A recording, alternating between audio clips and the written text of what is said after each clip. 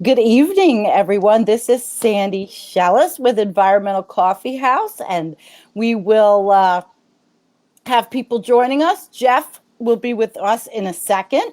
I want to tell you that Jeff Epstein, he's so very cool. And I met Jeff probably last year online by following Citizens Media TV, which is his genre. He was covering all kinds of town meetings, and he was covering similar things, activism events, anti-pipeline things, and I really dug it. I thought, wow, this guy's terrific. And we became friends. And then all of a sudden, Jeff says, well, you know what? I'm into the MMT, and I would love to talk about it with you. And I said, really, Jeff? That's fascinating. And we talked, and I told him that I had been with Real Progressives first, and that's where I cut my teeth, so to say. So let me say hello to a couple of people. Crystal, hi, Crystal. And Kim's here, and Mark is here, and Dolores is here. This is very exciting. And Jeff is here, and he says he's watching this in Uphill Media at the same time. That's cute. So I hope that we get a lot of people to join. Share if you can. I did, and Jeff is ready to come on in a second. So thank you. Jeff? All right, go for it. I still need a moment, but still, just go for it. I am going to bring Jeff on. Hi, Jeff. Hi, You Sandy. are on with Environmental Coffee House, which a lot of people are excited about, this merging of Environmental Coffee House and Real Progressives for the first time, doing an MMT discussion, which you're going to actually lead. And then we're going to look at how does it intersect with climate change, and how do we pay for, like Steve always says, the nice things that we need to do. And I just tell everybody, I've had neck surgery 4 weeks ago, so I have my soft cast on tonight. Just so you know, it's not anything horrible. I'm really actually doing very well. But Jeff, I'm going to turn this over to you. Welcome. I'm so happy to have you. Thanks for having me, Sandy. I cannot see the comments or anything, and I'm going to have to look at my notes. So please let me know of comments that should be addressed and all that stuff. And I will.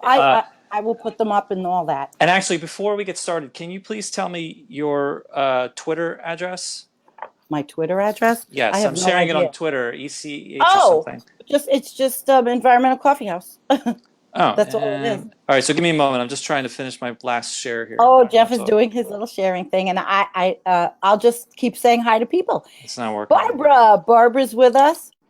This is so exciting. I'm just really, really happy tonight. And obviously you can tell, and Kim's saying hi, and everybody's saying hi to each other, and this is terrific. I am excited because, truthfully, I want to hear from you about Modern Money, MMT. I would like to hear all of that, all of what you're doing. And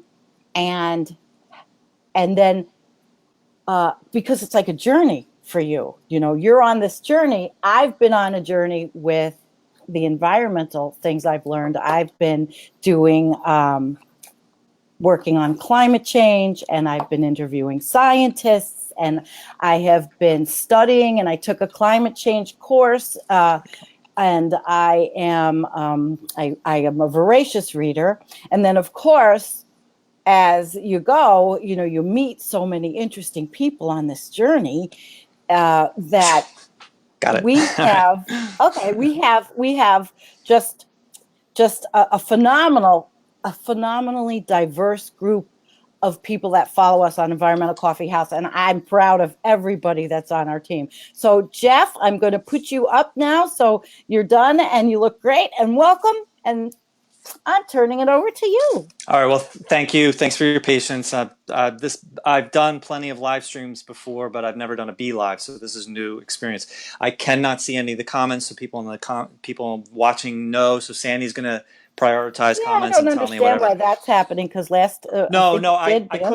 I could watch it on my iPad, but I need to look at my notes on my iPad, so I can't. So that's why you see reflections in my glasses, and there's nothing I can do about that. Well, when I'm here at Control Central, I have an iPad, I have a phone. I have the whole setup here when I do my live streams with my research. So I completely understand. All right, well, good. So, I mean, I'm not exactly sure where to start. I think I should probably just go on for a few minutes, and you'll give better context with the environmental stuff, and then I think we should just get right into questions. And you'll ask what you think. You'll tell me what the viewers are asking, and I would love to just address that. I mean, modern money is a very generic concept. It doesn't apply to any particular subject aside from economics. It doesn't apply to any particular, Medicare for all or environment or free college or any of those. It doesn't apply to any of those specifically. But the knowledge of modern money is going to be invaluable to any activist that finds any particular issue important to them. So for you and your audience, Mhm. the environment. I hear echo. I hear echo coming through your side. Okay, I'll Um, make it lower. so you guys, for you, the environment is critical. Climate change, dealing with climate change. I agree that it is one of the biggest, if not the biggest, crises we have. The only thing that might be bigger is take a second, figure it. You No, sure? I'm you hearing could. it. I It's hear you. okay. You're shuffling. I'm stopping. Okay. Am I better? Okay. All right. So good. Keep going. So for you, the environment is critical.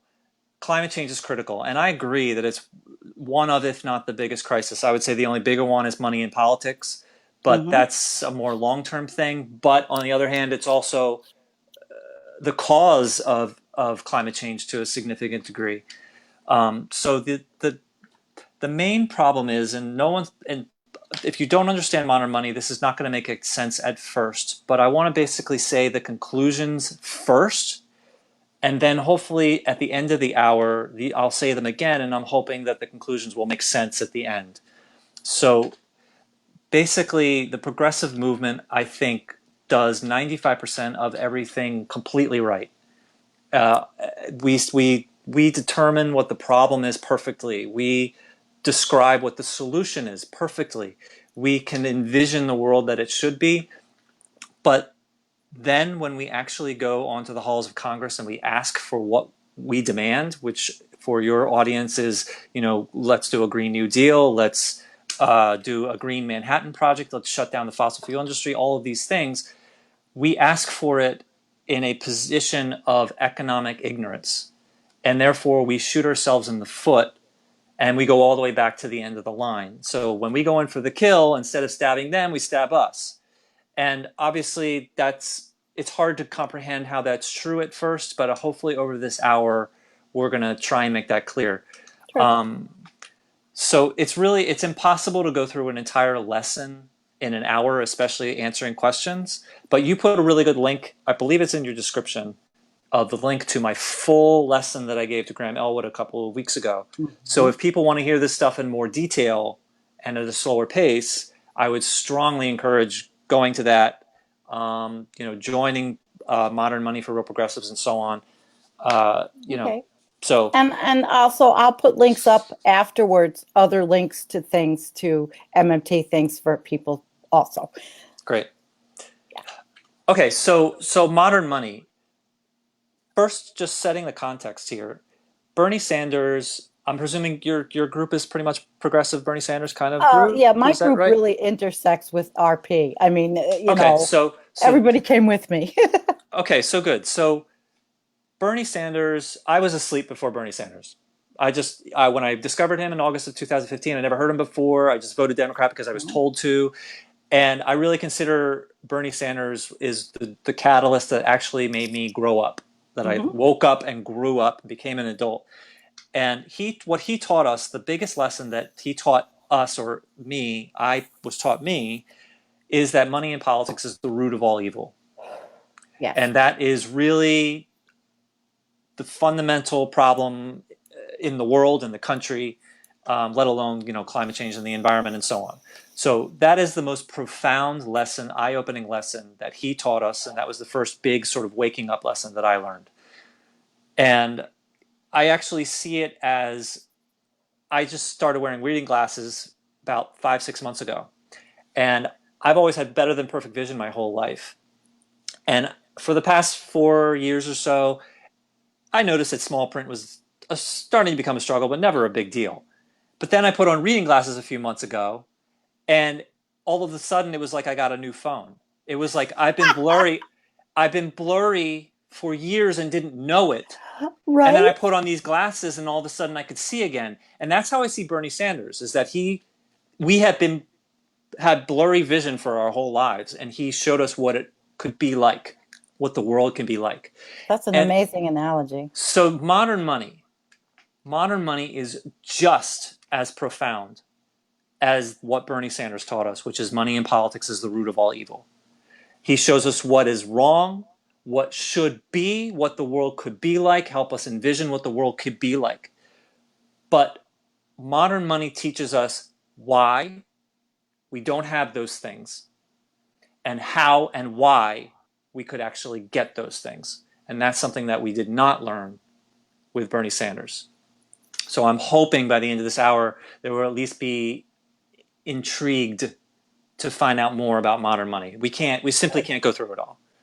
So, stop me whenever you have. I could go on for probably 3 hours straight. So I don't want to lecture you or your Well, yeah, viewers. but we do want to know. There's people that have joined us that really don't know anything about MMT, and then there's those that have come over from RP that know a lot about it. But what I would like to hear is the basics. Start out like you're lecturing, and then I'll believe me, I'll interrupt you if I have a question. Okay, please do, please do. That's the purpose of this.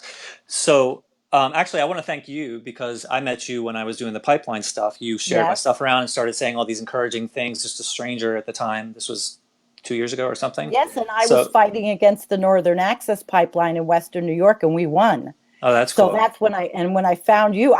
I find people and I want to highlight them, showcase them, and share them to the world. That's what I'm about. It's not about me. It's about you. That's cool. Well, that was It's that about was everybody. you've been supportive. That's been great. So, okay, so I want to say the conclusion. This is my conclusion. Okay. And then I'm going to say it again at the end, and hopefully it's going to make sense at the end. But I just wanted to sort of start people thinking. And Mm-hmm. that's this. Actually, let me get to it to make sure I say this right here. Uh, it is a travesty that the United States chooses endless war, Mm-hmm. excessive military, and tax breaks for the millionaires. It is a travesty. It is disgusting. It is a travesty that the United States chooses to not give us Medicare for all, free college, living wage, and to fix our poisoned water. It is a travesty. It is immoral. It is unjust. Okay? But the bigger travesty is that the American people, including the vast majority of progressives, Mm-hmm.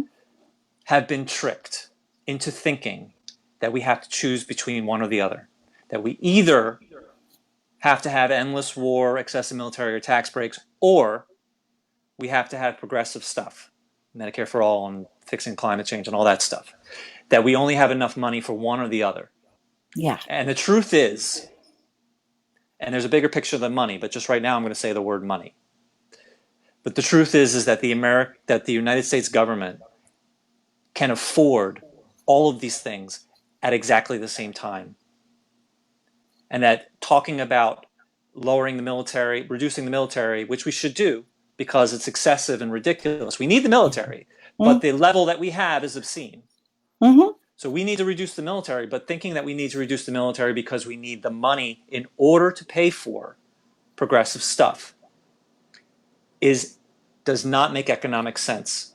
And that is what kills a progressive movement, is believing that that's the case. Believing that we have to reduce the military in order to pay for Medicare for all and climate change, for the Green New Deal. We have to raise taxes on the rich in order to pay for fixing climate change and Medicare for all and so on, progressive stuff.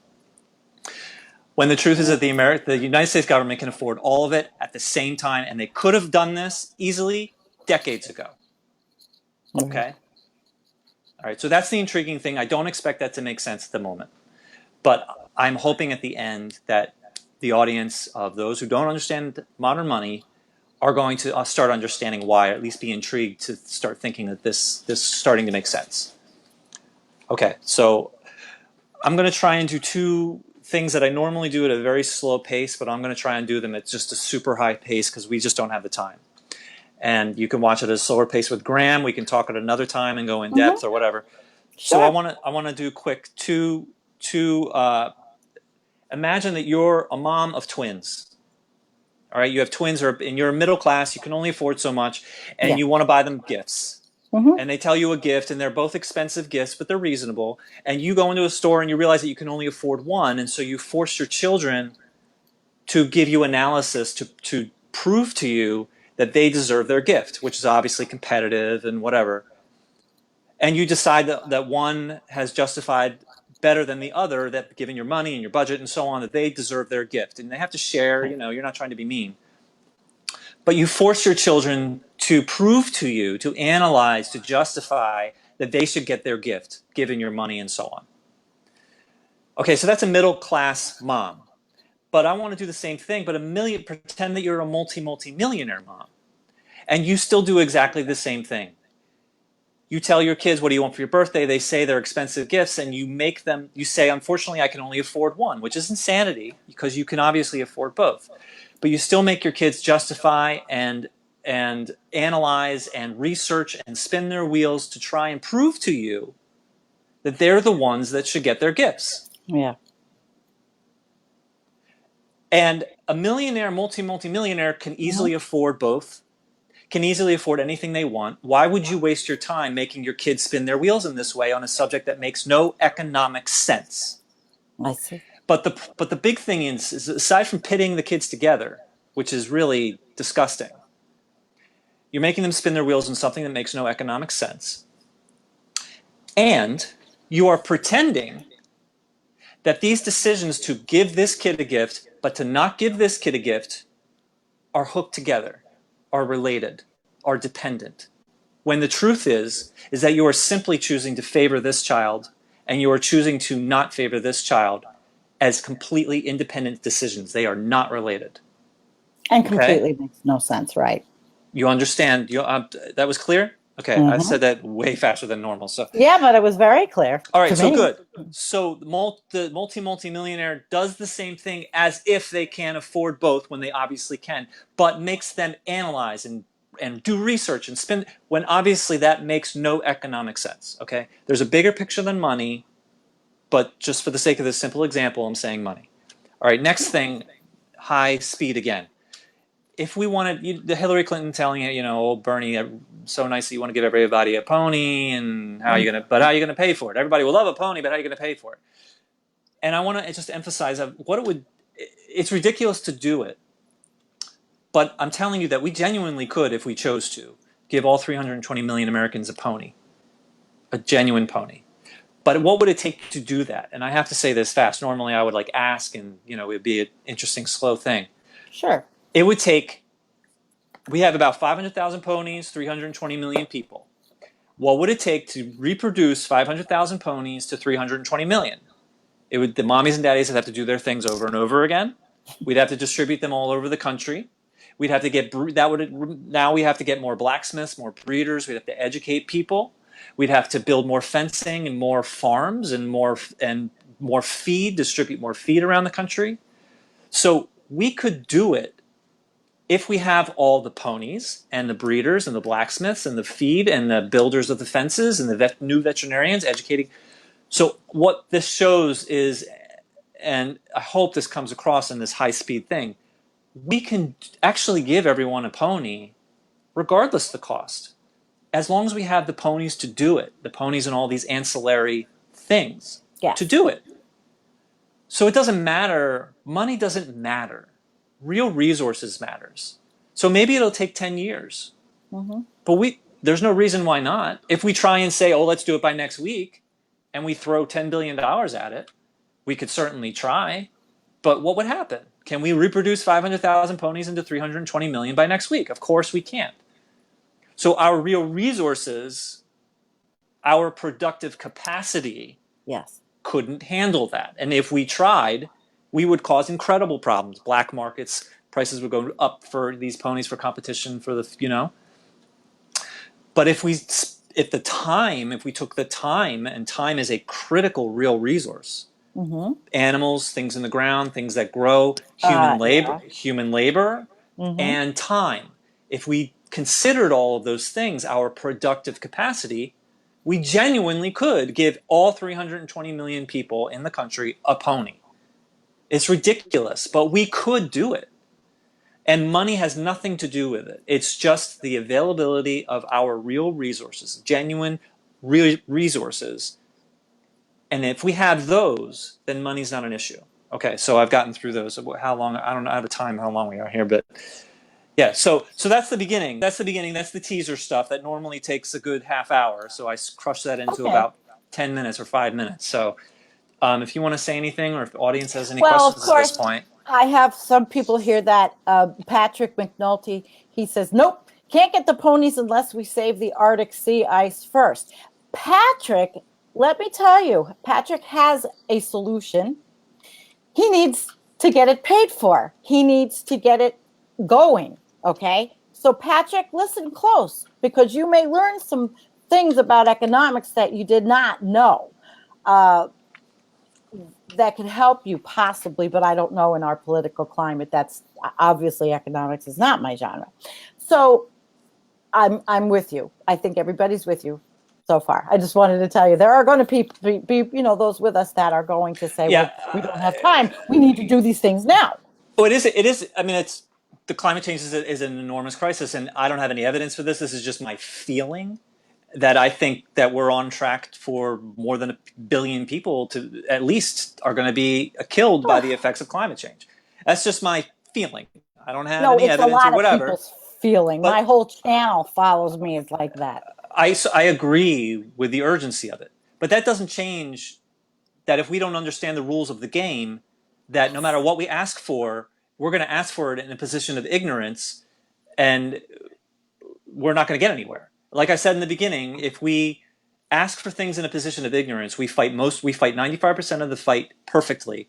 But when the one thing that we need to actually get it, we stab ourselves in the foot and we go to the back of the line because we are economically ignorant. And unless we understand how money actually works and understand that to try and get around all the nonsense, likely intentional nonsense by our media, our government, our experts, then we will never get these things. So if you think it's a crisis, you better calm down and learn what's real and what's not real as far as the economy is concerned, or we will never get nice things. We will never, right. I agree. I do. Because I follow other economic pages, like one called,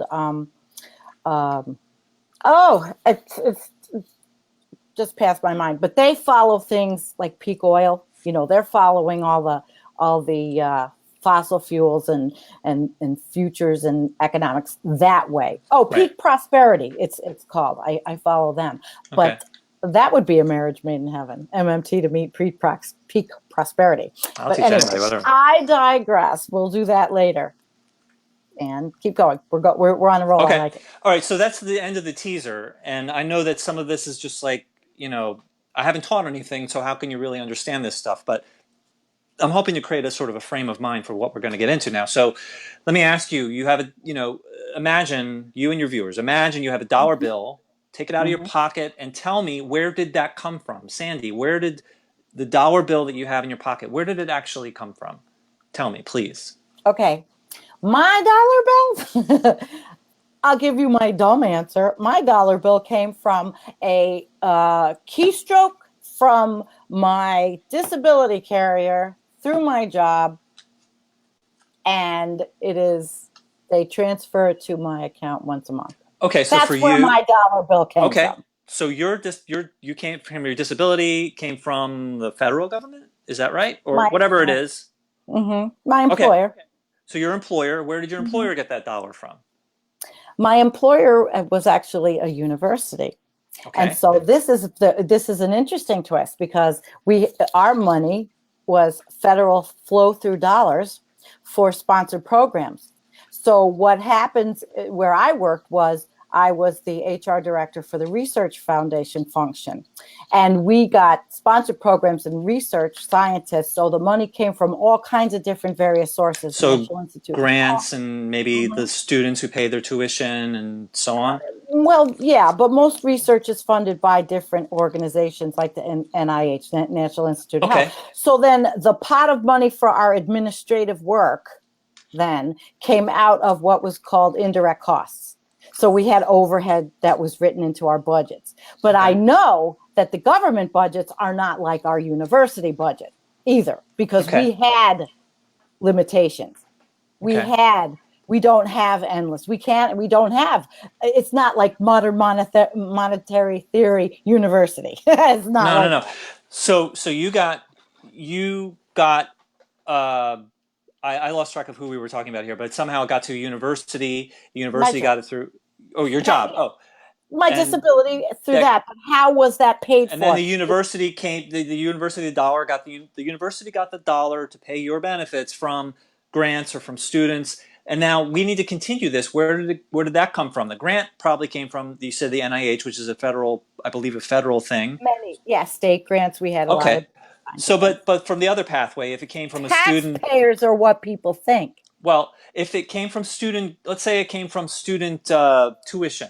So if it came from student tuition, where do they get it? Their parents. Where do the parents get it? Their paycheck. Where did that come from? From the company, from the customer that bought something from that company, from their paycheck, and on and on and on and on and on. And the ultimate answer is for both of these pathways, for the NIH and for the, do you know? I could say. The The ultimate pathway, answer, both of these pathways, the NIH pathway and all the of the money pathway for, comes from the government, and the government now could have made money for all kinds of research, right? right. So According to MMT, the instead of, I'm sorry. no, I'm just saying, instead of saying, okay, we are submitting a grant from the NSF, National Science Foundation, and the government has it budgeted under whatever they have it in their gigantic big Gozunga budget.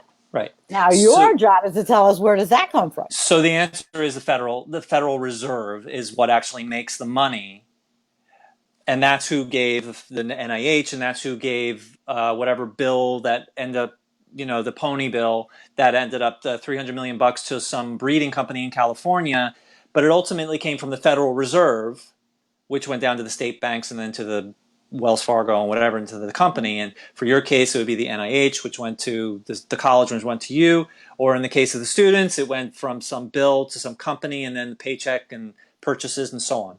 Right. But the ultimate answer is the Federal Reserve. They make the money. But who commands the Federal Reserve? And I'm just going to say the answer because of our time here. The Federal Reserve is commanded by the Treasury. The Treasury is commanded by a bill that's passed into law, signed by the president, and that bill was written by our Congress, the legislative branch. So the Congress writes a bill, writes $10 billion into a bill, and that's how money is created. That $10 billion is signed into law. The bill is signed into law, meaning that $10 billion is now created. That triggers the Treasury, that triggers the Federal Reserve, and then under $10 billion is like broken down into whatever. And $300 million, for example, for the pony stuff, $300 million might go to a breeding company in California. So that $300 million will go to the California State Reserve.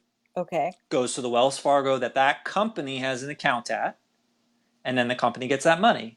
And then that money continues to flow through the economy, through people and purchases and tuition and so on. That's where it comes from. That's reasonably fast, but we don't totally need to understand the mechanics right now. But the ultimate answer is the Congress. The Congress. That's where money comes from, the Congress. So, and I know that there's conspiracy theories and people believe different stuff of the Federal Reserve is really the center of the universe, or there's Rothschild conspiracies, which is really sort of underpins a lot of conspiracies. And, you can be as skeptical as you need to be. You should be. But just during this conversation, I'm asking you to be open-minded. Afterwards, be as skeptical as you want and do your homework. I'm open-minded, but I already know a lot of, the conspiracies, what they are. And I don't subscribe to them. Even if they're cheating. Like the Constitution, Article 1, Section 8 says that the Congress is the monopoly currency issuer. They are the only ones in the world that are allowed to create the currency. Okay? Okay. Monopoly currency issuer. That's really important. Everyone else, everyone except for the United States Congress, me, you, Mm-hmm. companies, municipalities, our households, states, even other countries like China and Russia, we are users of the currency users. We are not allowed to create the currency. We can certainly try, but we will go to federal prison for counterfeiting. Okay? Mm-hmm. Everybody else except for the Congress is a currency user. The Congress is a monopoly currency issuer.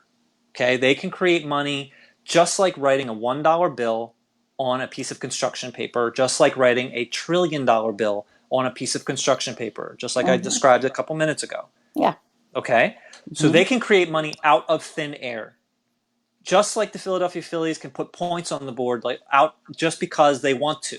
There's no bucket of points in the back office of the Philadelphia Phillies office. They don't need to call up the Pittsburgh Pirates if there's a really high scoring game and say, please, can we borrow some points? We ran out. That doesn't make sense. And for the exact same reason, it does not make sense for the federal government to have to get money from anybody else because they can write it on a piece of construction paper just like a child.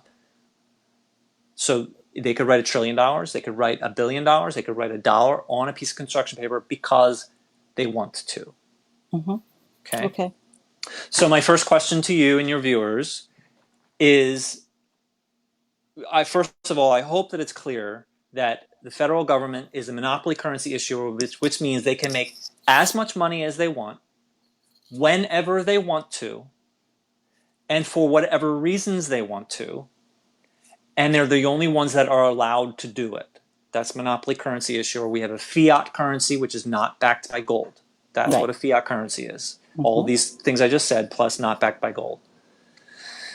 So if I'm hoping that it's clear that the federal government can just create money because it wants to. They should be responsible because in the pony example, if they try in a week and they pour money into $10 billion into the economy, that would be foolish. That would be foolish. But they can create infinite money. And just because people are allowed to violate the rules, such as cheating, like if the Federal Reserve is Rothschild, whatever stuff, Right. maybe that stuff is true. But that doesn't change the fact that we need to understand the rules. Because if you don't understand the rules, you can't deal properly with Correct. those who are cheating. So like at a baseball game, if you don't know what the rules are, you can't tell if someone's cheating or not. You have to understand the rules. So, I have a lost track quick what I was saying. Yeah, question. no, please, I lost track anyway. Go ahead. I do have a quick question with Trevor Andrews here. Trevor's from Canada. He's from British Columbia, and he Hi, is. Trevor. I'm going to put his question up. Should we have a global currency? Because he's a water expert. He has also invented a water That's a. system treatment system. I have amazing people that are I would love to learn more. But yeah. a global currency is actually really. I never heard of that idea before. But I don't know the answer. But what I would say is that if we did decide on a global currency, then every single country would be a currency user. Mm-hmm. And just like Greece is a currency user in the eurozone for the euro, Greece is in the hard spot that it is, and the eurozone is in the hard spot that it is. And I think Brexit is significantly affected because of that same reason. Mark just said absolutely not, Trevor. So in the comments, Mark said not. And who else? Rocco also said no. So global currency would be more like what's going on, what happened in Europe. Well, Greece is in their incredibly difficult spot because they are constrained by they're required to use the euro. They can't create the currency, and therefore they don't have the flexibility. They have to ask the euro board, whatever they're called, the eurozone, to help them. And they're in a position of having to beg, and they're a currency user, just like us, just like states, just like. So if we created a global currency, we would put the entire world in those constraints, which I don't think would be a good thing, but I can't really speak too deeply on it. But That was a good question, Trevor. Thank you. Yeah, no, I'd never heard of that before. It's an interesting And concept. Charles says, great explanation, Jeff. We must understand the rules. That's what we're here for. Thank you. Good. So I hope it's clear where the dollar came from. I hope it's clear that it comes from the Congress, and Congress passing the law, Treasury, Federal Reserve, State Reserve, so on, and then the people. So I want to ask you, which I know you sort of know the answer, but sort of answer on behalf of your viewers. If the Congress can create money as much as they want, whenever they want, for whatever they want, they have to be responsible, but still, they have rules are meant to be followed. You could easily use them for evil or for good. Let's pretend that we're using them for good right now. So we're not creating infinite money, because that could be a problem, but we could. So if the federal government is the currency user and therefore could create money just like a child can write it on paper, then does the federal government need income? Okay, I need income, you need income, I need income before I can buy stuff. and the big question is everybody talks about it's our money, the taxpayer money. That Right. is what everyone thinks is the federal We'll get government's there. income. Right, we'll get there. We're about to get there. But first, I'm just asking Me. if you and your viewers, if the federal government can create its own money as much as it wants, whenever it wants, for whatever it wants, and it's the only one that it's allowed to do it, does it need any income? My answer would be why? Because they're making it. So elaborate on that a little bit. Okay. So the federal government is the currency issuer. Congress makes the determinations. So you're saying just what? Their petty cash account? Spending money within the government for what? Intragovernmental expenses? Not understanding that. Can you say that Well, again? you're asking me to say, do they need money, right? Does the government themselves need money? Correct. Or is it just Do that they they are need income? Do they need oh, income? income to bring it in? I need income in order to pay for things. You need income in Yeah. order to pay for things. I need income as a prerequisite to buy something, to pay my rent, to buy a piece of candy. I cannot buy anything, pay for anything until I get my paycheck or I get money from my patrons or buying merchandise or whatever. But I'm asking, what about the federal government? Because they can create the money as much as they want, whenever they want, for whatever they want, and they're only one allowed to do it. Do they need income Well, before they can pay for things? of course, I would say, as the layperson, if I'm going to say it, the way people think, yes, of course, they need to do something. I'm saying taxing the citizens. I do know a little more, but I'm going back to what before I knew anything. But say, of course they do. How else is But the government going to run? But you've already told us so explain something different. how that can be. Explain why would you need income if you can create $1 trillion bill on a piece of construction paper and it is usable to pay for anything and everything, Well, and you're the then only one in the world that is allowed to do that, then explain to me how it is possible that you would need somebody else when there is no one else in the world that is allowed to create it. Why would you need income from someone else if you are the monopoly currency issuer? No one else in the world is allowed to create what the US dollar. I can create it as much as I want, whenever I want, for whatever reason I want. Why would I need it from anybody else? my answer here, why would you need it from anyone else, would be that because I don't know how to answer this because you've already told us basically we really don't need it. Oh, I am telling you that we don't need it, Okay. this is where it starts to transition from what we believe to be true into what is true. And what we believe to be true is that we have to pay our taxes so the government can operate. That's what we believe to be Okay, true. so let's go on to the next part then. I'm telling you, and I hope it's clear, Yeah. the government does not need any income because that's nonsensical. If they are the only ones in the world that can create the money, they can create as much as they want, whenever they want, for whatever they want. If I can do that and I'm the only one in the world that's allowed to do that, it doesn't make sense for me to have to ask somebody else to give me the dollar because no one else is allowed to create it. Everyone else will go to jail for counterfeiting if they create it. Right. Okay, so I'm telling you that that's true. I hope that that's clear that that's true, or at least clear enough that Well, it's intriguing. Trevor said it's very clear. I'm putting these up, and Ed said the same thing. You simply wouldn't. Good, thank you. All right, so clearly you all need to go and do more research for yourselves. This is just too compressed to really sink our teeth into a full modern money lesson. When I did Graham Elwood a couple weeks ago, which hopefully I believe the link is in the description. That was an hour and 40 minutes of answering questions, and so this is really compressed. But Okay. trust, hopefully you sort of understand, but also just trust for the sake so we can continue. The federal government doesn't need any income. That doesn't make sense. Michael says the dollar needs to be based on something physical. We are no longer, we used to be on the gold standard. We were on the gold standard from the beginning of the country. I believe, I'm not positive that's true, but I believe it's close. We were on the gold standard immediately when we began in 1776. We went off the gold standard at the end of the Depression, only for our country, not for the world. But in the country, we went off of the gold standard starting at the end of the Depression till after the World War II ended. Right. And then we were on the gold standard again until August of 1971. And since August of 1971, Richard Nixon took us off, or the whole world off, or I don't exactly know, but us off of the gold standard in August of 1971. And since then, money has not been backed by anything physical.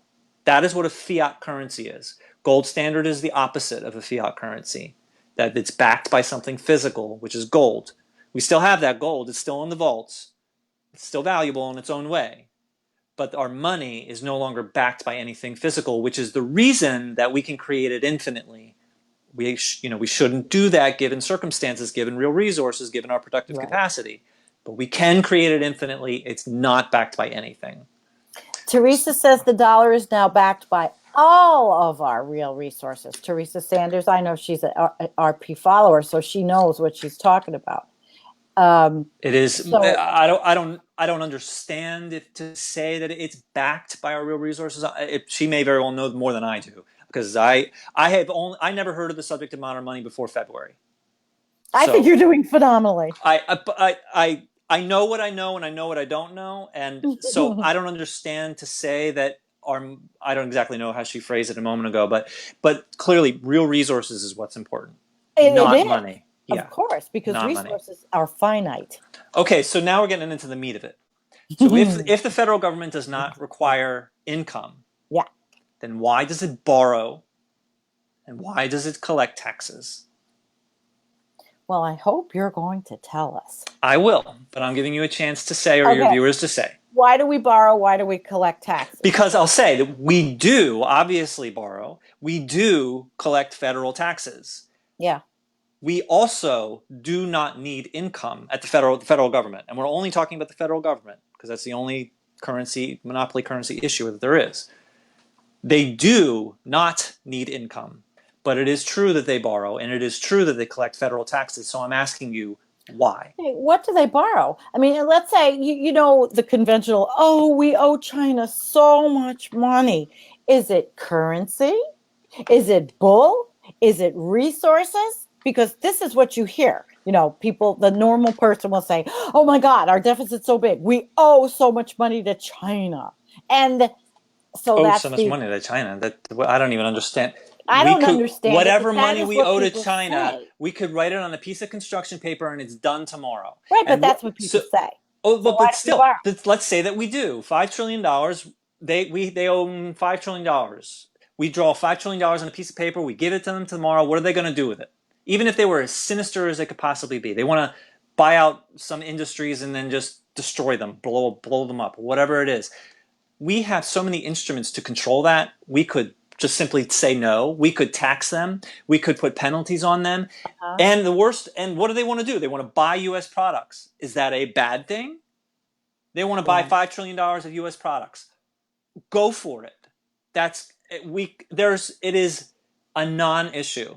Okay, so I can't really address the borrowing in depth yet. There is some sort of technicality kind of accounting thing I do that have does one have. thing, Go though, ahead. that I do want to say because Robin Altman says the currency is backed by taxation, hence taxes drive the currency. Oh, we'll talk. We'll get into that in just a moment. Okay. That's a big All right. deal. That's a All big right. deal. We'll get into that in just a moment. So, okay, so I can't really address the borrowing so much, but what I can say is I'm reminding you of the baseball analogy I used a little Yes. while ago. Yes. To borrow from the other team makes no sense. So borrowing happens, but it's Mm-hmm. not like this big because we need the income thing. There's just sort of this technicality accounting thing that I haven't learned yet. Um, but taxes I understand. So why do we tax? And we'll just get into it given the time that we have. There's three reasons. Okay. There's three reasons that we tax, and it's really important. I'm But putting it in. none of them are because we need the money. The federal, I mean, I'm speaking as a federal government. Mm-hmm. None of these reasons are the federal government needs the money.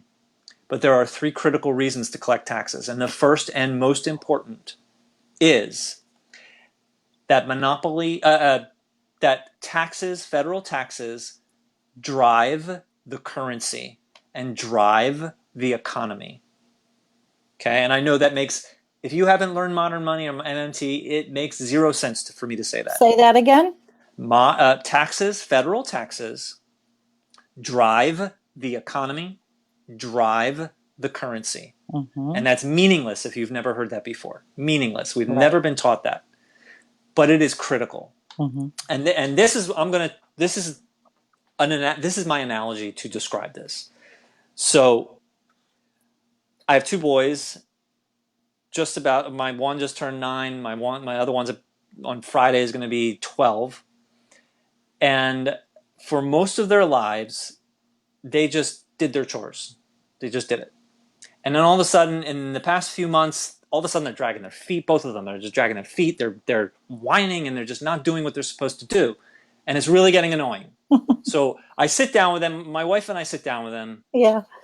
and I tell them what is going on. You've been doing your chores forever. Now you're not doing them anymore.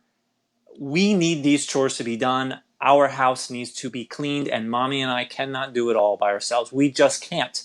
It is impossible.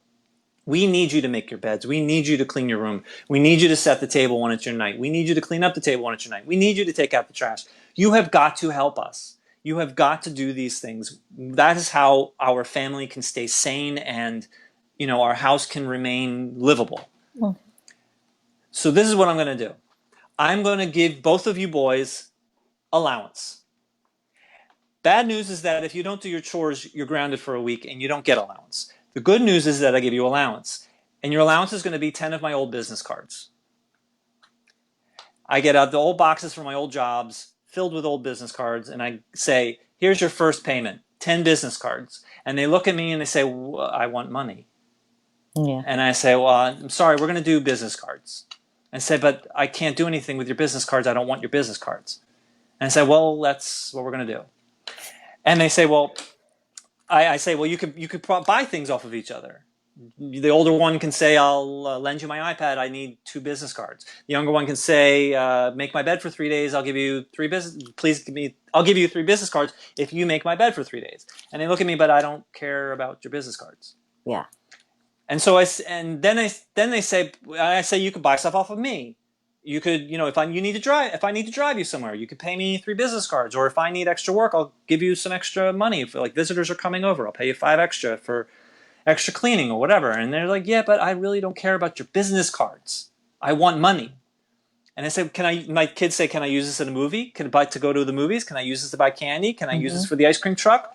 Can I go to the store? And I say, no, sorry, our money doesn't work outside of the house. My business cards don't work outside of the house. And they look at me like I'm nuts. They don't want to do this. And so I tell them every week I give you 10. Every 4 weeks, you need to pay me 15 in taxes. And they say, yeah, no. Oh. And I say, well, okay, if you don't, then you're going to be grounded for a month with no allowance. And then they say, well, then I'm going to go to the copy shop and I'm going to make 1,000 copies and I'm not going to have to worry about this anymore. And I say, okay, fine, go for it, have fun. You're going to be grounded for 6 months if you do that. with no allowance. And now they care about my business cards. Mm-hmm.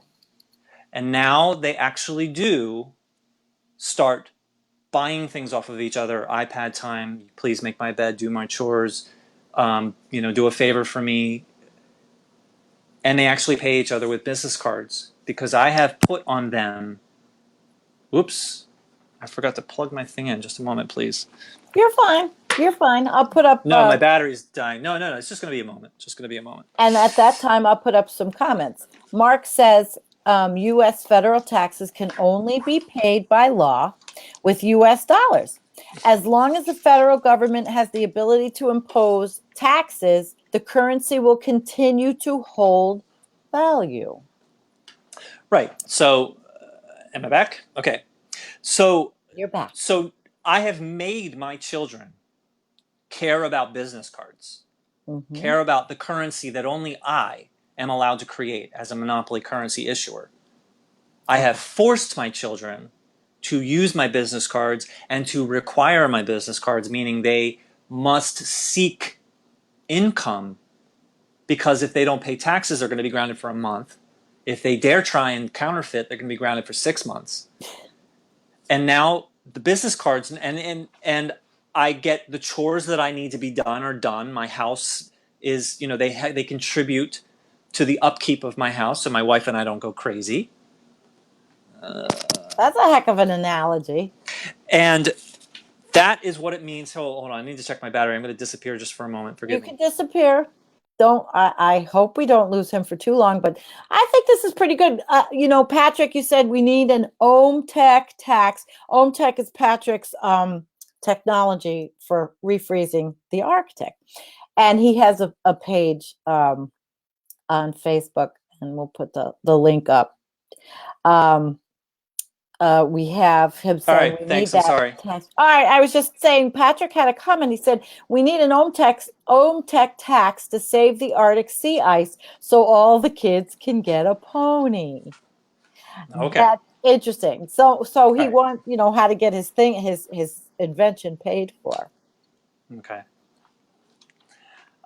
So I can be seen and heard. Everything's good You are again? good. Okay. So this is what it means. Oh, and last thing. So I've forced my kids to care about the currency, my business cards, which only I am allowed to create. They're users. I'm an issuer, a monopoly currency issuer. I've forced them to care about my business cards. And now they're going to seek more business cards. Maybe they'll ask me, can I do this chore? I need 3 business cards. I'm worried that I'm not going to be able to pay my taxes at the end of the month. So now they're seeking income. They depend on the income of my business cards now. And I have forced my children not just to care about the business cards, but to also contribute to the upkeep of my house. Okay? And so I'm getting what needs to be done by the people that I am in control of. So I care about the things getting done. I care about what my currency users are doing, how they are using the real resources that are available to me in my house. Mm-hmm. And so this is exactly the same as the United States. Yeah. So the United States imposes taxes. They pay people to do things with the real resources in order to contribute to the country, to the upkeep of the country. At the beginning of the country, it was, you have to fight my battles. I'll give you whatever, $10 a month or whatever it was at the beginning of the country. But you're going to be joining the army, but I'm going to pay you and make it worth your while. And the pain of taxes is what makes that possible. So that's what it means to drive the currency and drive the economy. So because I hope it's understandable, because people, if they pay their taxes, it's almost like a sense of duty, and not that anybody feels good about it. I do, actually. I'm probably the only one in the world that doesn't mind paying my local taxes, because I know that it's going to help my community. But right. With the feds, it's reinforcing. It's almost a psychological component. It's a reinforcing it's the population. it's the non-coercive version of of a dictatorship, a brutal dictatorship, where they just come to your house and point a gun at your head and say, you're going to fight in my army, or you're going to dig this ditch or build this building for me. Money and taxes is a much less coercive way of getting people for your army, getting a building built, Right. getting a ditch dug, whatever needs to be done for the country, done without having to go to a person and putting a gun to their head, threatening to kill. I mean, yes, there is an indirect threat of, if you don't pay your taxes, you'll go to jail and so on. But there's a much larger distance between you and the force, as opposed to a dictatorship which just walks up to you with a gun and says, you are going to do this and I'm not going to pay you anything. You're Right. just going to do it because you don't want to die. You don't want to die tomorrow. Right. So, Which we hope we're not.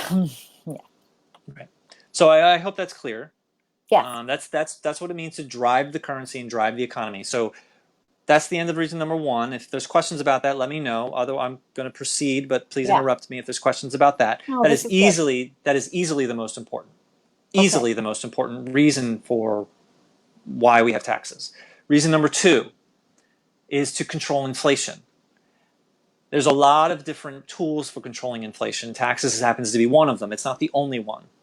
But taxes is a tool that you can control inflation with. So the perfect example is, first of all, I want to define inflation.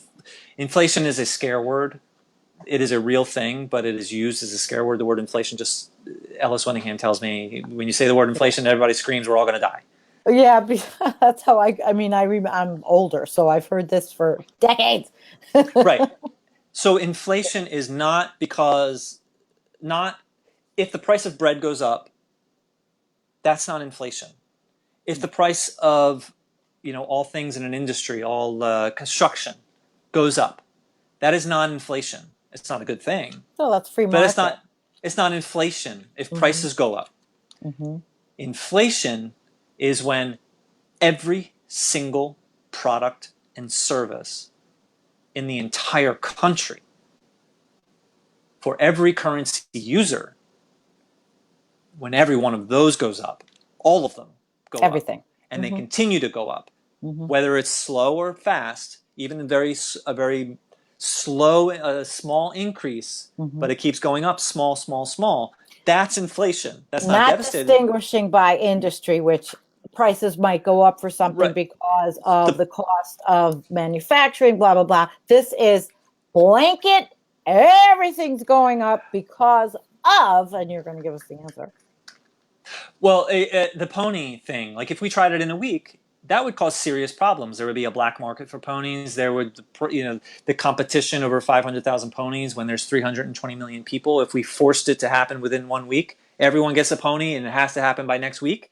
Hmm. That would cause a lot of problems in the pony industry and all the ancillary industries. We couldn't educate veterinarians fast enough. We couldn't educate blacksmiths fast enough. We couldn't distribute things fast enough across the country. It would cause a lot of problems. But that's not inflation, because one industry, and even that industry and all of its related industries, is very far from the whole country. Inflation is a macroeconomic thing. I can't think of the term. Um, if every single product in the country is not affected, it's not inflation. So to control inflation, a really good example for controlling inflation is war bonds.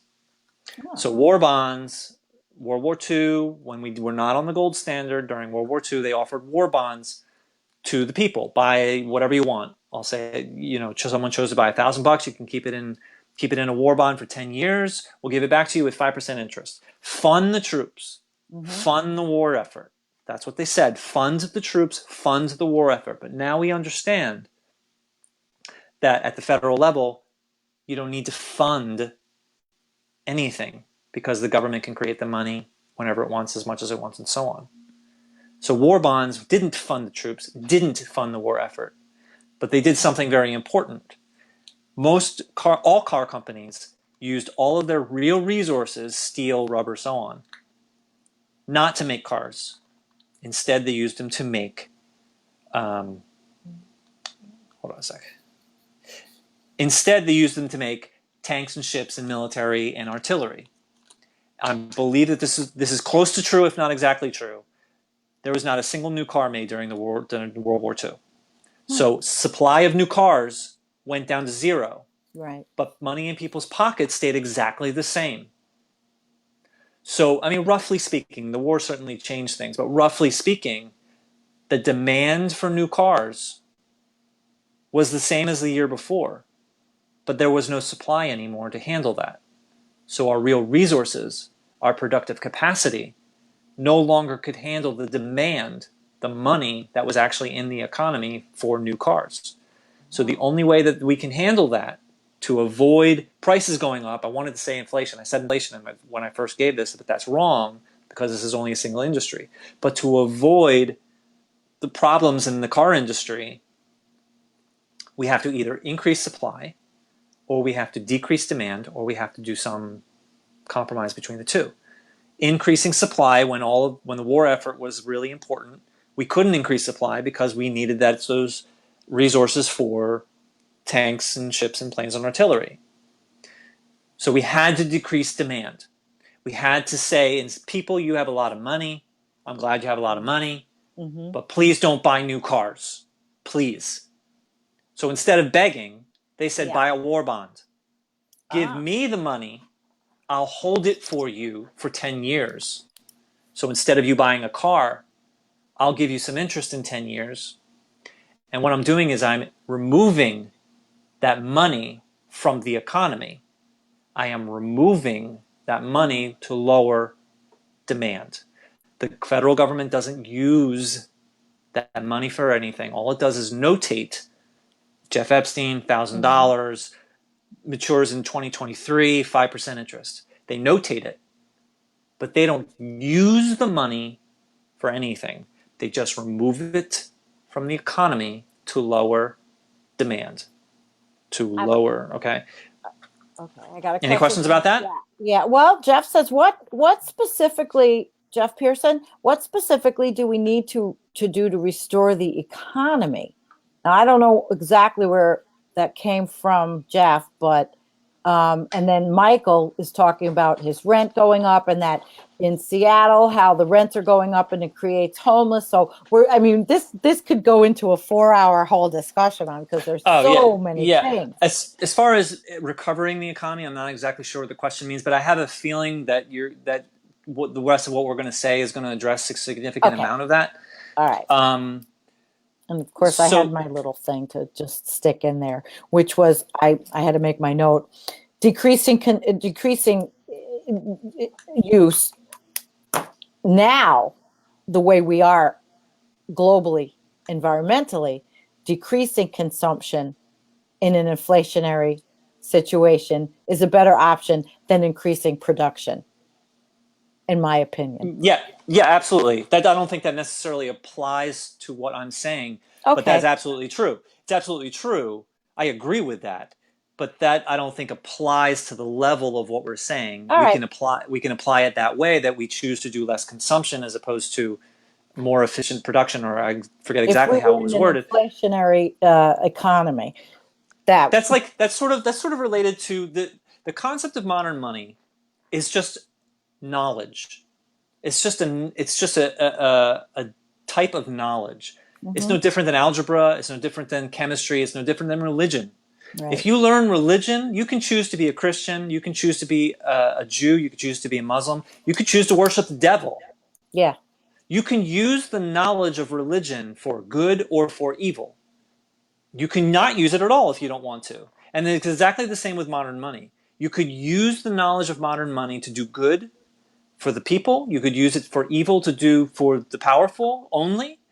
You could not use it at all. You could use it to be a Republican or a progressive or a libertarian or whatever. It's just knowledge. It's just generic knowledge that you can use in any way or not use however you want.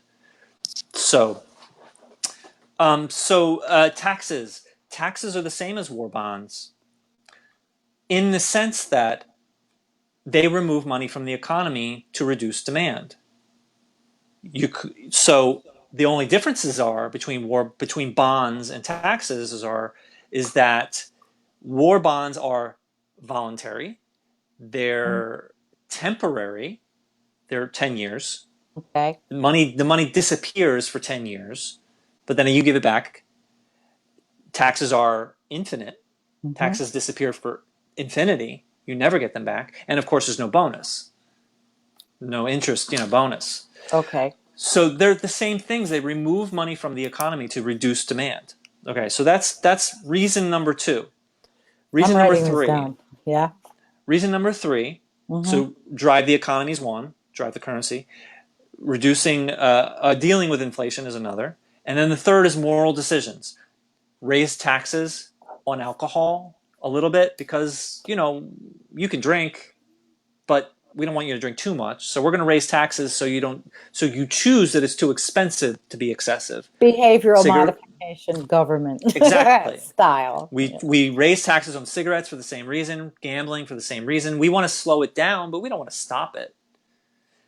But activities that cause pollution, and now we're starting to get into what actually affects you guys.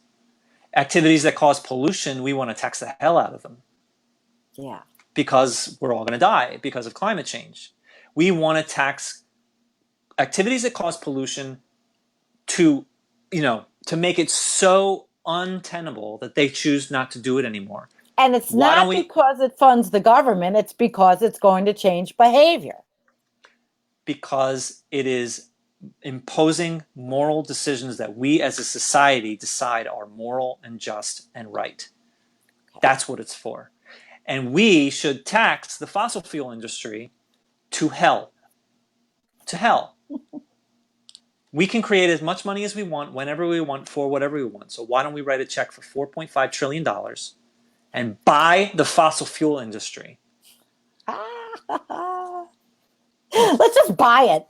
I'm not exaggerating. No, I talked to an economist I actually talked to an economist a year and a half ago or so, maybe 2 years ago. I have an interview. I can maybe put a link. I have an interview where I talked to this guy. I didn't understand economy at the time, but he told me he studies economy. And he said we could buy the fossil fuel industry for $4.5 trillion tomorrow. Tomorrow. There's no, what real resources do you need for that? We don't need real resources to draw $4.5 trillion on a piece of paper. We buy out the fossil fuel industry. We start a green Manhattan project. Done. Done. The fossil fuel industry goes away. We suddenly have incentive to make green energy. Start thinking about how to make that work. Yes, it will make rich people even richer, but we have our priorities. Let them have their toys. Let them have their whatever. They can be rich for the rest of their lives, but we'll save the planet. I like what What's Keith more says. important? Keith says buy all in-ground reserves in the world. So if we had a government in place that was progressive and understood all this, we could then essentially buy out the fossil fuel industry's reserves so they never dig them, they never drill Not them, essentially. they never mine. Not essentially. Okay. Actually. Actually. Buy the fossil fuel industry. I'm not, it is a possibility. It is absolutely possible that we could do it if we wanted to do it. Obviously, they don't want to do it because they make a lot of money off of it. And they're going to make even more money when they have to fix climate change. But, we could. We absolutely could.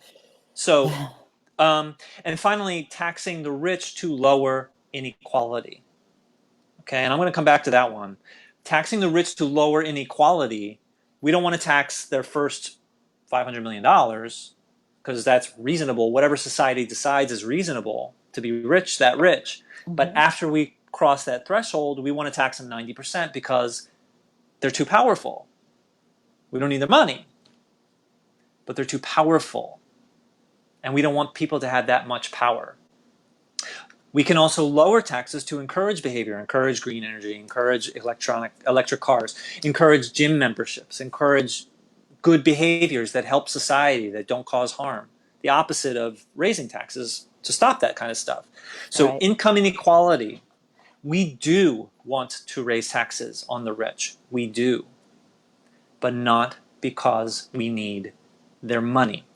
And that's what everybody tells us. Bernie Sanders tells us this. The media tells us this. The benevolent millionaires video that was just out a few days ago that Bernie shared. The millionaires are saying, tax me, tax me. We want to help pay for stuff. Tax me. No, no. We need to tax them because they're too powerful. The 99% have lost power. We have no power. And that Oh, you froze. Oh no. Oh no. Jeff froze. I hope that isn't divine intervention telling us we're going over time, because this is we just got to the meat of it. And I don't have my phone to tell him that he's frozen. Oh boy. Ah, I don't know what to do, guys.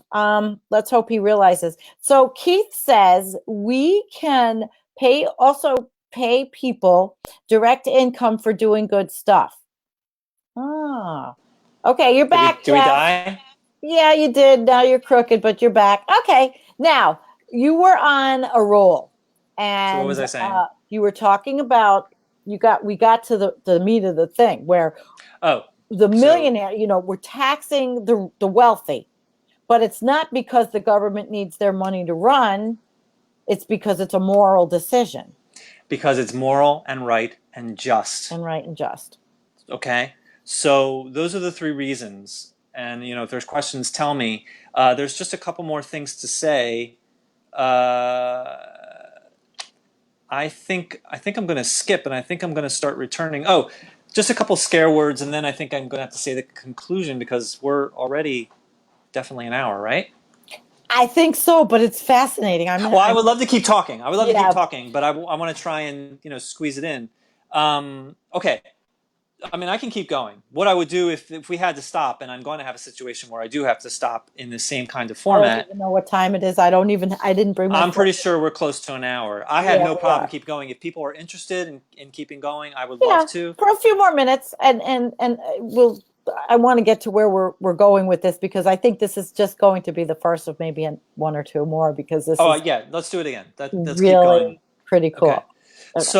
Okay. So I want to touch on the scare words: deficit, surplus, balanced budget. First of all, debt. If you can create the currency as much as you want, whenever you want, and so on, how can you be in debt? Who are you in debt to? Are we in debt to the Decepticons in outer space? Who are we in debt to? If we make the currency Right. and we can do it as much as we want, whenever we want, what does it mean to be in debt? And actually, I'll tell you what the debt technically means. The debt is the entire sum of everyone's bank account, everyone's investments, and all the money in our wallets, including countries. Countries have investments, countries have bank accounts, countries have pocket change. I'll say pocket change. That's what the debt is. That's what the debt is. The debt is everyone's bank accounts, investments, and pocket change. That's what the debt is. What Let's does go it into mean? that. What does it mean to have to owe the national debt to somebody? We have to repay the national debt. What does that mean? If the money is our money in our bank accounts, what does it mean to say that the national government and all of us have to pay the national debt with interest, and it's going to cripple our grandchildren? Mm-hmm. And that silly clock in New York says every American owes $68,000 towards the national debt, and we're going to have to pay it someday. You know what that clock means? Scare tactic. Yeah, it's scare tactics. What it means is that the average American has $68,000 in their bank account and investments. That's what it means. Okay. What does it mean to have to say we have to pay it back? Pay it back to who? For what reason? And besides the fact that we could create, if it's $21 trillion in debt, we can draw $21 trillion on a piece of construction paper tomorrow. Debt's gone. Okay? So that's economically nonsensical in a number of different ways. But deficit, surplus, and balanced budget is all opposite world. Everything that we're told. The deficit is irresponsible. The surplus is responsible. The balanced budget is responsible. But it's all opposite world. Those three Why do they words. keep doing this? Why have we not been educated properly? And do even when Congress is elected, new congressmen, do they even know any of this? Uh, I think the most powerful people know exactly what's going on.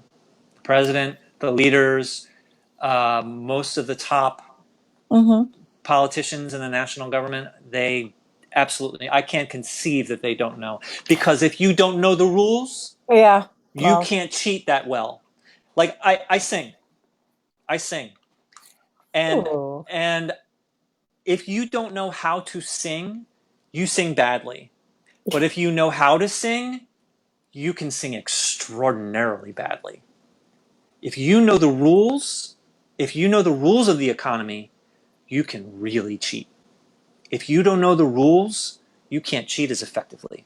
If you don't know the truth, you can't trick people. You can't use their ignorance against them if you happen to also be ignorant yourself. Right. And we're being cheated to such a level that it is, I think it is, I would bet my life savings, which is not much, that the people at the top of the government that are screwing us, they know Right. it inside and out. They know it And inside and out. that's why we don't have debate when we pass a $760 billion military for 1 year. That's why $1.4 trillion in tax cuts, just no debate. That's why we can pay for $1 billion military jets, no debate, no nothing, just Right. bang. Just do But it. all of a sudden, we don't understand modern money anymore when it comes to fixing the environment, when it comes to Medicare for all, when it comes to all these things. Now, deficit and debt and balanced budget and surplus and money and responsible and pay for it. All of a sudden, we don't understand modern money anymore when it comes to what we need. But they understand modern money when it comes to the military and all that Sure. stuff. What they want, they understand it just fine, which is why they don't talk about it. They don't explain how they pay for it, because they just pay for it because they can.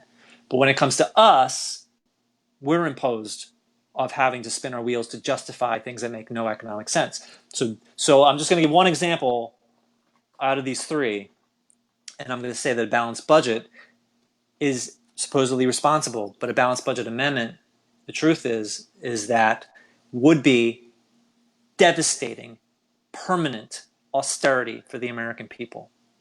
For no reason at all. If we had a balanced budget amendment, which is the same as PAYGO is a choice that is not codified into law. A balanced budget amendment is codified into the amendment, into the Constitution.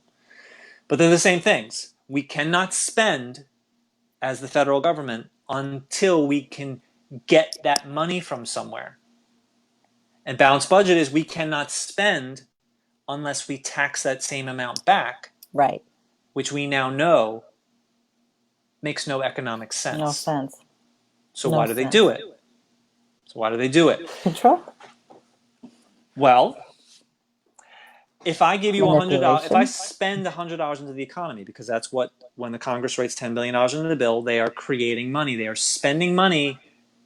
When you spend money as the federal government, that is the same thing as saying creating money. Yeah. So when they spend, they are creating money. That is when money is born.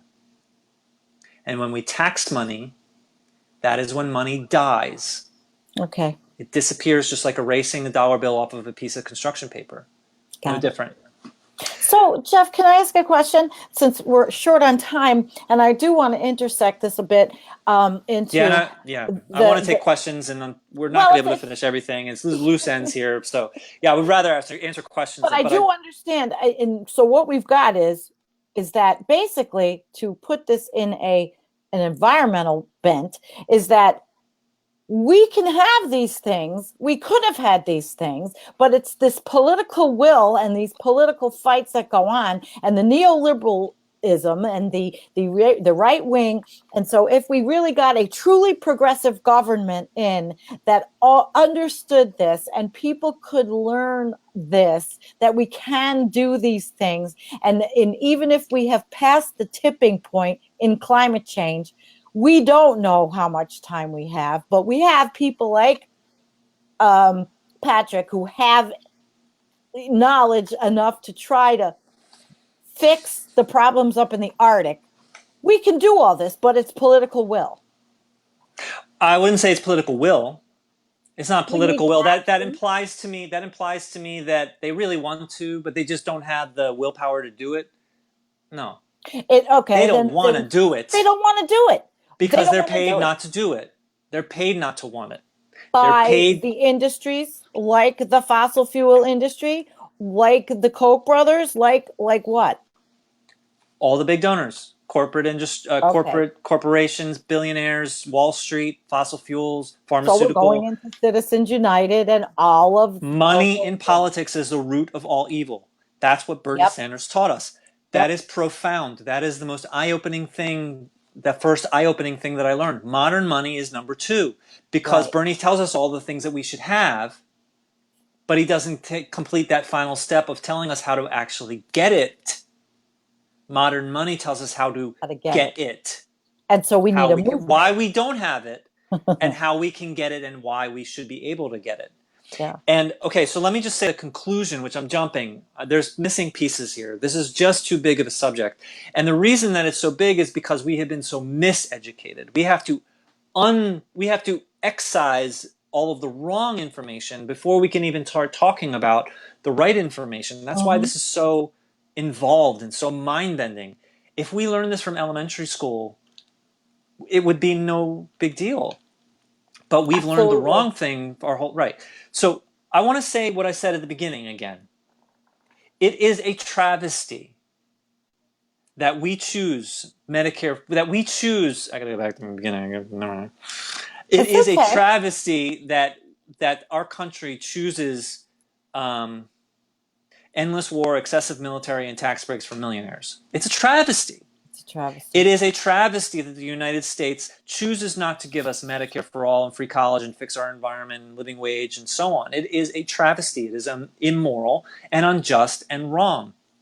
And it's But been we, percolating for 45, 50 years, and the right more side than that, of the coin. Yeah, more more than than that. that. It's been getting more intense since we've been alive. But it's And been, it's I think, selfish.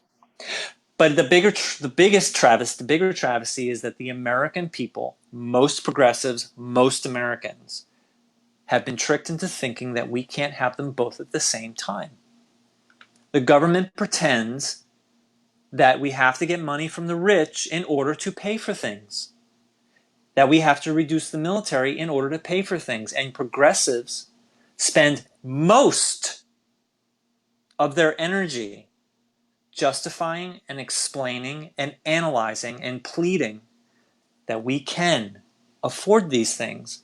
Because if we tax the rich, if we tax Wall Street speculation, if we reduce the military, if we do all these things, we waste our time justifying how we can afford things when that makes no economic sense to even begin the conversation. That topic is nonsensical, and we spend most of our times on that topic that makes no sense. Spinning our What wheels. we should be doing, actually, I'm going to hold that off in a moment. So our politicians use these excuses of debt and deficit and responsible and money and all these things as the excuse to pretend that they really want to give us these things. They really Yeah. want to do these things for us. They know how important they are. They know how helpful they would be, how they would stop our suffering, but we can't because of the debt, because of Can't afford surplus, it. and because of money, and because we have to be responsible. They're pretending that they want to, but they can't.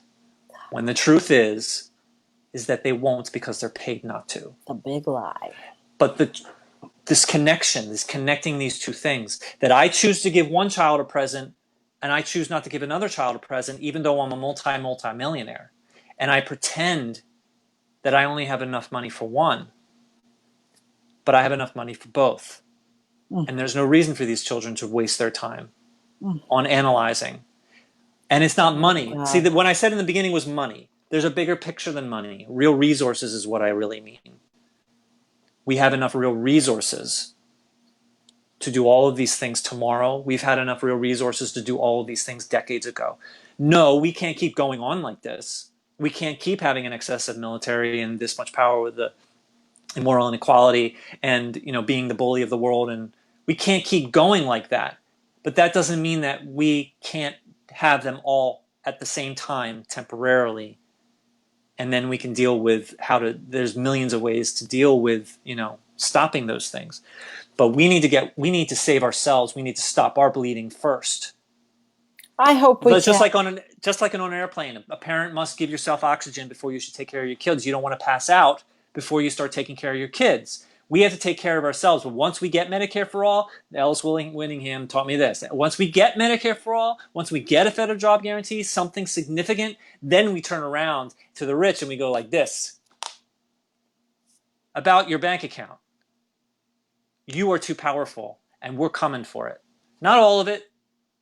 You're allowed to be rich. Nothing wrong with being rich. But the obscene part, done. You know what the right Say side will goodbye. call us commies. They'll say, "Oh my God, those commies!" Oh God, But it's what we as a society decide yes, is we have that to change our threshold. society. Right. Our society is sick, twisted, and quite frankly, I don't know if we have time to change society because we've gone so far into this abyss of our climate changing fires and floods and excessive temperatures. Right. How are we going to do this? Right. And actually, this is the final thing that I wanted to say. Instead of spending a second on how do we pay for it, we never discuss that again. Ever. Just do it. We spend that time organizing and marching on Congress. Yeah. And when our politicians turn to us and say, "Oh, I would love to, and I know how important it is to you," and how do we pay for it? How do we pay for it? I really want to, but how are we going to pay for it? This is the only reasonable answer. This is it. This is the only reasonable answer to the question of a politician trying to distract us and waste our time and trick us and squirrel. This is the only reasonable. Chris Hedges says every little march, every little protest, every little thing we do chips away at that corporate culture, chips away at what we're trying to get rid of. So you're right on track there. So the final thing is the only reasonable answer to that question of a politician turns to you. You say, "I want the Green New Deal. I want Medicare for all now. It is important. I need it for my survival. I don't want it. I need it to survive." And they turn to you, "Oh, I know how, but how are you going to pay for it?" This is the only reasonable response. We will pay for it by getting rid of you and replacing you with someone who will never ask that question again and will just make it happen. And until that day, we will do nothing except for make your lives a living hell. You will either give it to us or you will get out of office. That's the only reasonable response.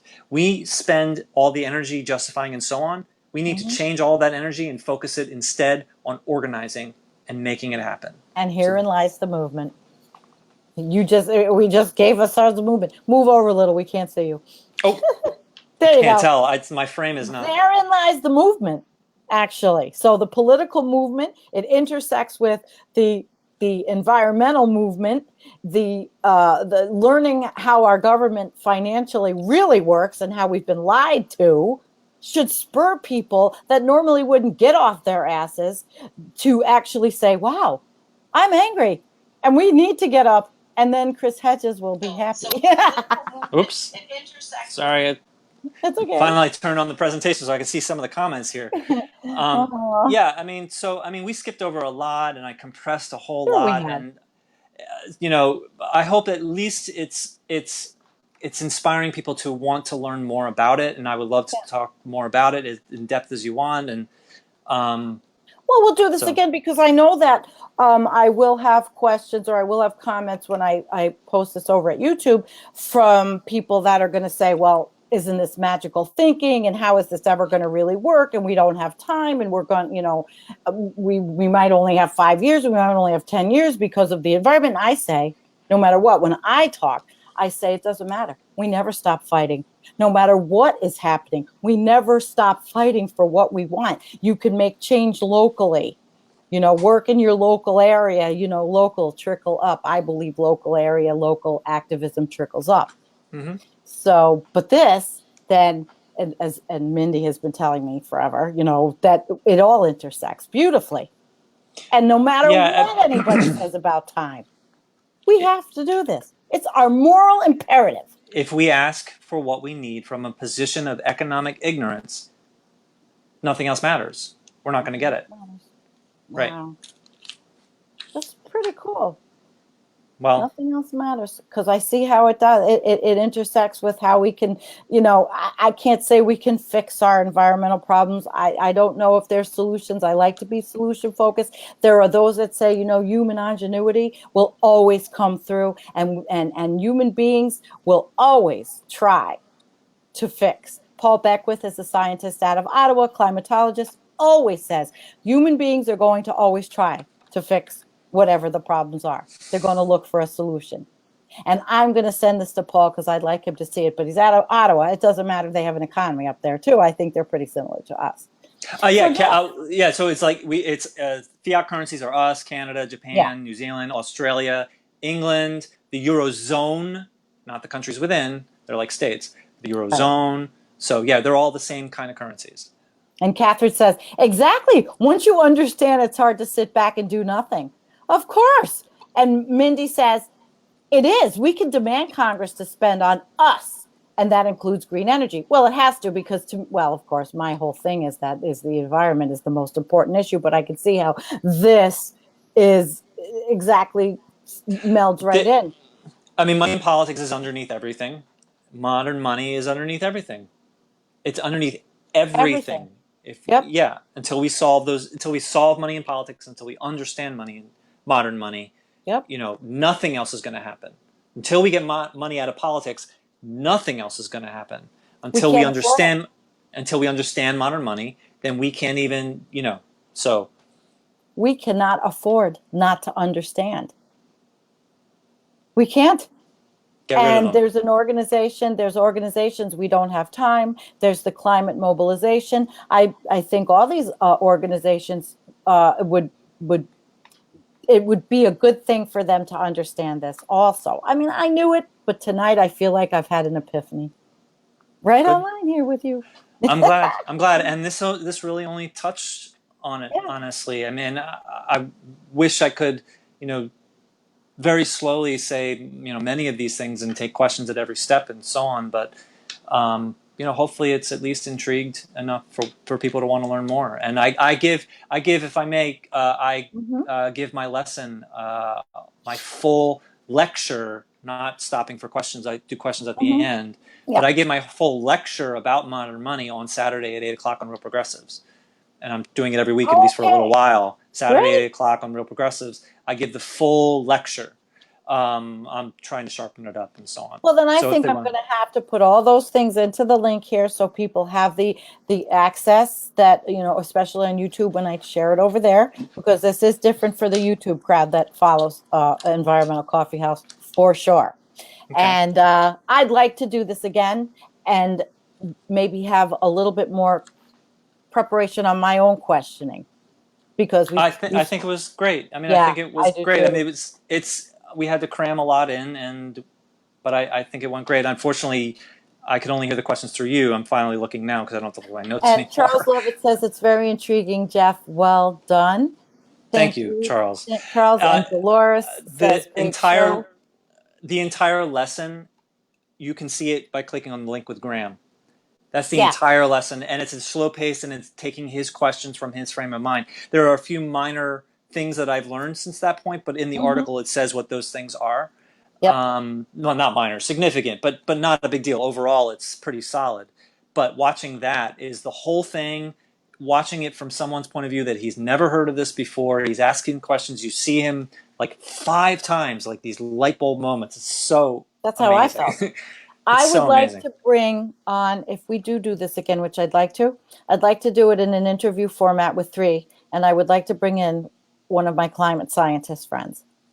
Yeah, whatever you want. I'm game. I think that would really be interesting to bring in someone who really may not know, but has all the real hard science behind them. And I would like to see the light bulb go on there too. That would be. I would love it. I would So love we're it. I going to do mean, this the again. the full lesson, slow pace would be a good hour and 40, which may be too long. But clearly, I think we've gotten something valuable out of this hour, and maybe that would Yeah, be a great. yeah.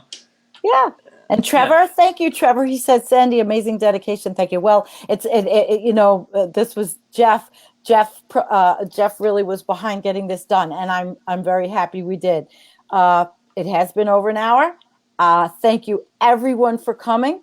We will definitely do this again. I'm interested in how my YouTube audience takes this new information, those that don't understand it, and want to bring a scientist in. So we'll plan something like that for next I look month. forward to it, and thank Yeah. you to all your viewers. And I'm sorry I wasn't seeing all your stuff as we were going, but I'm going to No, look this through it was now. wonderful. All right, Jeff, stay on for a second. I'm going to say goodbye. Don't leave yet. Everybody, All right, thank bye you everyone. Thank so you. very, very much for coming to Environmental Coffee House and having Jeff as a guest. We're only at the beginning here, and I'm happy. So good night, and peace, my usual peace. Good night. Thank you for coming.